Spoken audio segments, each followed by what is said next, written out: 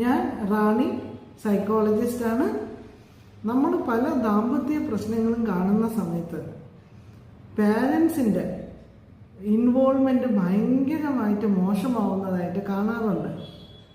സ്വാഭാവികമായിട്ട് നമ്മളടുത്ത് ഈ കേസുകൾ വരുന്ന സമയത്ത് പാരൻസിനെയും നമ്മൾ കൗൺസിലിങ്ങിനെ വിളിക്കാറുണ്ട്.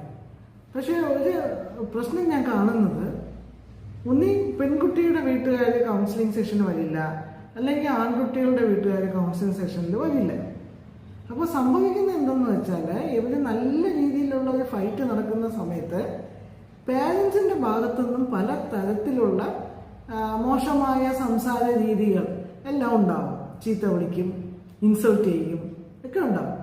പക്ഷെ അങ്ങനെ ഇരിക്കുന്ന സമയത്ത് നമ്മൾ ഈ ദമ്പതിമാരെ ഒന്ന് യോജിപ്പിച്ച് വിട്ടാലും നമ്മുടെ പാരൻസ് ഇതിൽ ഇൻവോൾവ്മെൻ്റ് ഉണ്ടാവാതെ ഇരിക്കുന്നിടത്തോളം കാലം ഈ കപ്പിൾസിൻ്റെ ഇടയിൽ ബോത്ത് പാരൻസിൻ്റെ അടുത്തും ഒരു ദേഷ്യം ഒക്കെ ഉണ്ടാവും.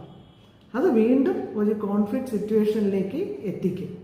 സോ നമ്മുടെ പാരൻസിൻ്റെയും കൂടെ റെസ്പോൺസിബിലിറ്റീസ് ആണ്. ഒരു കപ്പിൾസ് തമ്മിൽ ഒരു കോൺഫ്ലിക്റ്റ് ഇഷ്യൂസ് ഉണ്ടാകുമ്പം ഒരു സൈക്കോളജിസ്റ്റ് പാരൻസിനെയും കൂടെ കാണണമെന്ന് പറഞ്ഞാൽ തീർച്ചയായിട്ടും സഹകരിക്കുക എന്നുള്ളത്. കാര്യം നമുക്കെല്ലാവർക്കും കൂടെ ഒത്തൊരുമിച്ചാലല്ലേ നമുക്ക് ഈ കുട്ടികളെ നല്ല രീതിയിൽ നല്ല മാനസികാരോഗ്യത്തോടു കൂടി മുന്നോട്ടെത്തിക്കാൻ പറ്റൂ. അവർക്കുണ്ടായിട്ടുള്ള കുഞ്ഞിനും സന്തോഷവും സമാധാനവുമായിട്ടുള്ള ഒരു ജീവിതം നമുക്ക് നൽകാൻ സാധിക്കും.